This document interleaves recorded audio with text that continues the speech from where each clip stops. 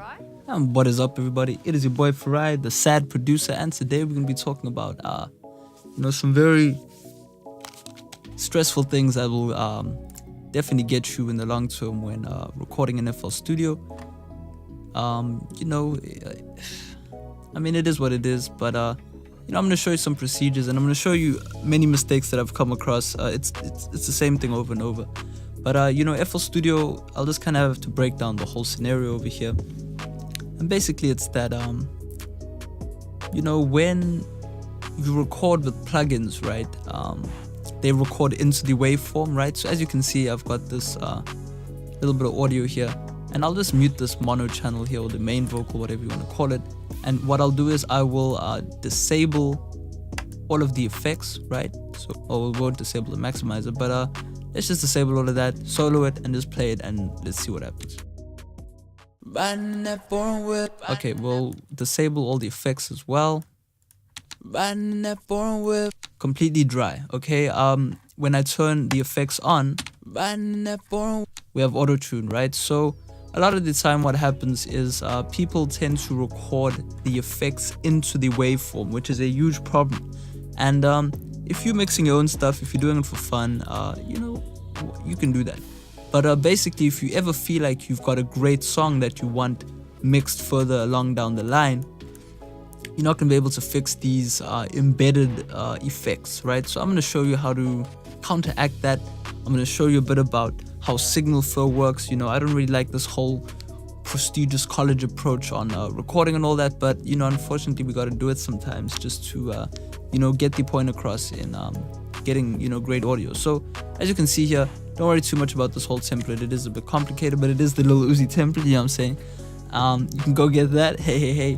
But let's just say you've got a dry little FL recording over here, and I'm just gonna increase my buffer length because I can already see I am glitching quite a bit. Okay, there we go. So let's just say you've got your recording, you've got some channels that you want to record your vocals in, right? What we'll do is we'll have one for our instrumental, right? Why not? We've got an instrumental channel right there. We can do that. Now, what you're going to do is you're going to have your microphone input, right? Where your mic's going to come in. You're going to be singing, doing your thing. You're going to be in the zone. You don't want to worry too much about all of these fancy, plugins and all of that. So, select your mic input, right? Let's just say you're on input 1. Click on input 1, right? Cool. So now what you want to do is you want to go to that channel, right, which is channel 33, and you don't need a mixer for this, but you want to enable it, right? As you can see, the channel changes color. That'll be the channel that you will always click and record, right? You will only ever record that channel, okay? So obviously you might want to add some auto-tune to this channel, right? So what you want to do is you want to route the channel to the next channel. So there you go. Now you've got a channel called auto-tune. Boom. Right now you can add your favorite auto-tune plugin, your Antares, your pitcher, whatever you want to add. You can even add reverb. You can add whatever you'd like on there, right? The whole thing about FL Studio is whatever channel you have selected to record, FL Studio will record that channel only, right? So basically these channels, you might have this called reverb, whatever, right? Cool. You can route to that channel as well. You can check the shortcut. It is control and left click. Boom. Control, left click. So as you're recording, you can go to these different channels, right? So basically that'll mean that after you've recorded, you'll end up with tracks like this, which are completely dry. They have no processing on them unless you choose to process. The only time I ever add processing onto channels, as you can see in this template, we use a bit of additional digital gain, right, which is a new popular thing with all of these companies to do, which you can really just do within your own DAW. FL Studio can be whatever. The cool thing about FL is obviously it records these prior to recording, meaning it's going to embed into the actual waveform, right?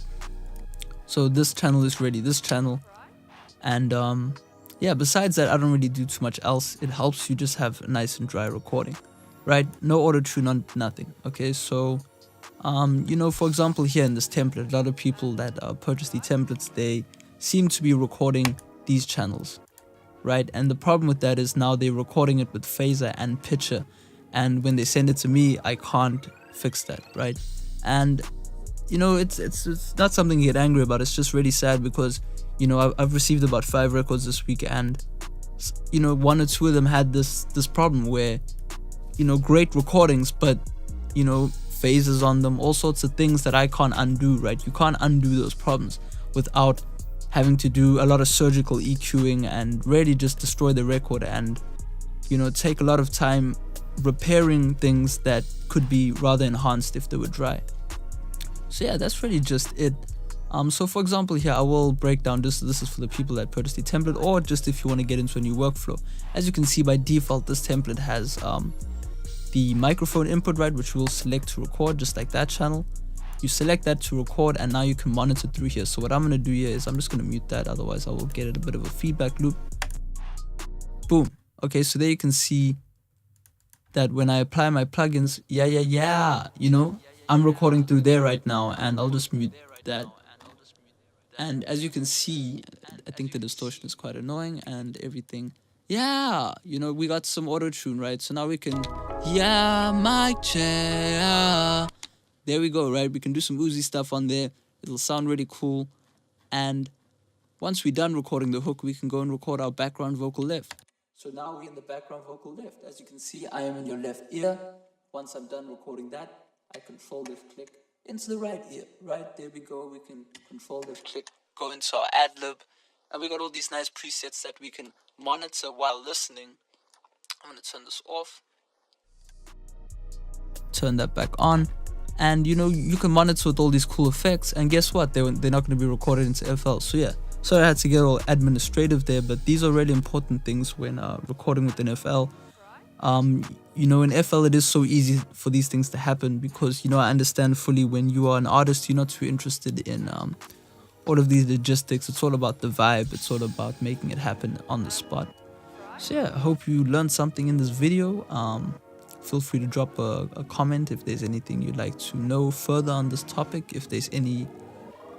So I'll try and do this as a series, so whenever there's a problem that I notice people doing, we'll try and bring it up and make sure that the community doesn't do it, because we'd like to all have great audio.